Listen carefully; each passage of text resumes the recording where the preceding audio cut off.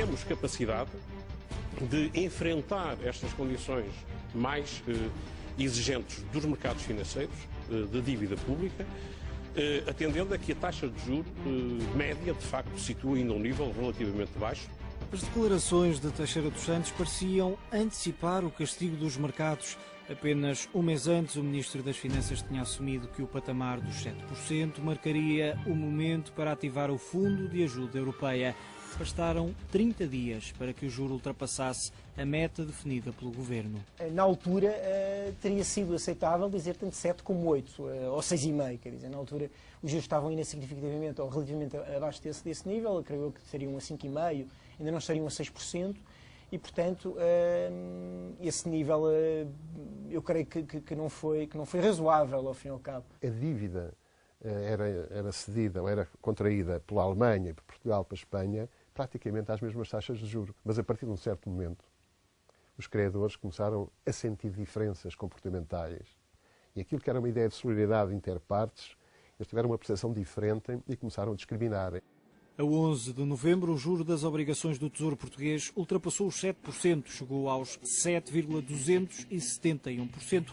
No mercado secundário, faltava aprovar um orçamento de difícil negociação e cuja execução orçamental levanta ainda muitas dúvidas. Pós-crise 2007-2008, obrigou a uma série de revisões de crescimento económico e essas projeções feitas para 2010 e 2011 foram subsequentemente inferiores às projeções que estavam feitas antes desta crise e, portanto, a partir daí o mercado e os investidores começaram a olhar para enfim, a forma como os Estados tinham ou não capacidade para criar riqueza para fazer face aos planos de emissões de dívida e aos custos com essas emissões de dívida. A crise nacional, orçamental e política marca o agravar do nervosismo dos investidores que antecipavam o pedido de ajuda externa depois da Grécia o ter feito e na iminência da Irlanda lhe seguir o exemplo.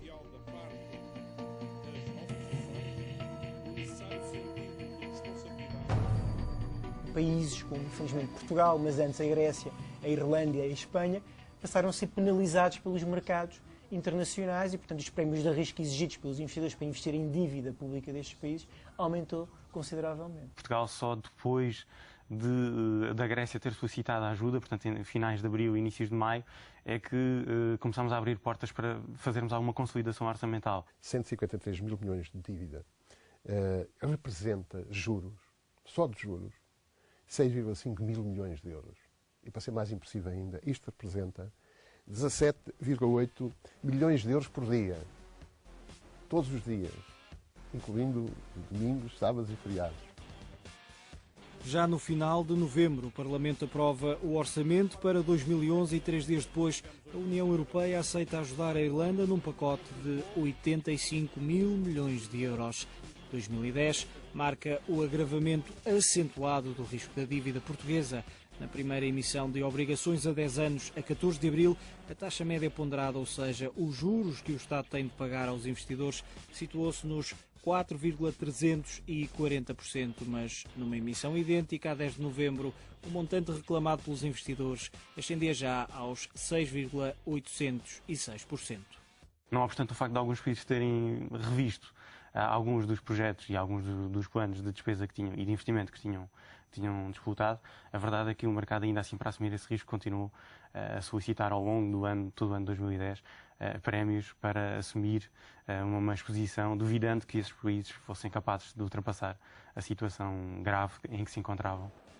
Só em 2010, o Instituto de Gestão da Tesouraria e do Crédito Público recorreu ao mercado para emitir obrigações 15 vezes. Colocou cerca de 18 mil milhões de euros com maturidades entre os 2 e os 13 anos, um montante idêntico ao dos bilhetes emitidos, 19.935 milhões de euros. Contas feitas, o montante bruto emitido corresponde a quase 38 mil milhões de euros, aos quais acrescem 1.500 milhões de dólares de uma venda de dívida na Ásia e 3 mil milhões de uma emissão sindicada, mais ou menos 23% do PIB. O suficiente para pagar 10 aeroportos de Alcochete.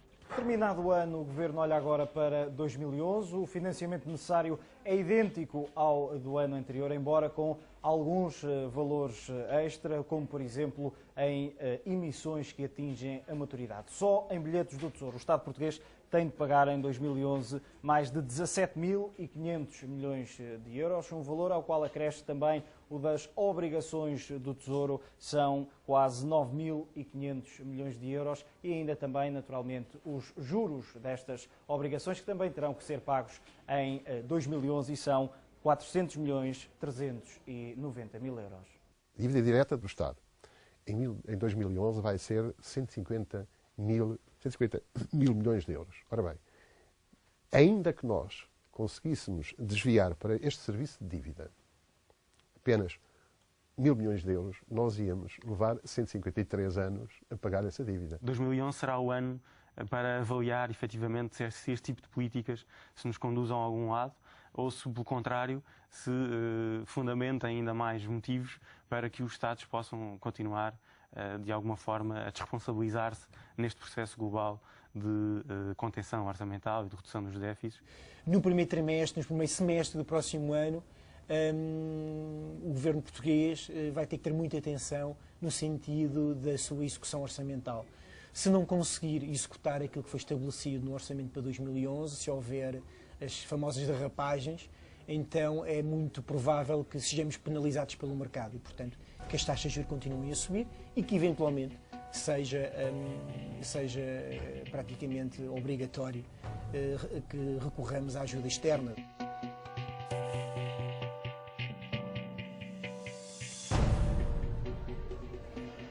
Como solução de recurso, o Banco Central Europeu começou a comprar dívida dos países mais penalizados pelos mercados para tentar aliviar os juros. Uma solução que, além de ter dividido as opiniões, não conseguiu devolver a confiança e a calma aos investidores. O banco, dirigido por Jean-Claude Trichet, definiu um teto máximo de 60 mil milhões para estas compras, mas só em 2010 o valor deve ultrapassar de forma significativa este montante. Se fosse possível definir de forma simples este ano de 2010, os adjetivos utilizados seriam a instabilidade, a pressão e, claro, a incerteza de um mercado que alguns denominam de irracional. O futuro é de difícil definição. José Sócrates termina o ano a dizer que os mercados estão já a reagir de forma positiva às medidas austeras previstas no Orçamento do Estado. Resta saber se o país vai evitar o destino da Grécia e a Irlanda, que não conseguiram controlar as respectivas contas, sem que a mão pesada dos parceiros europeus e do Fundo Monetário Internacional os auxiliasse.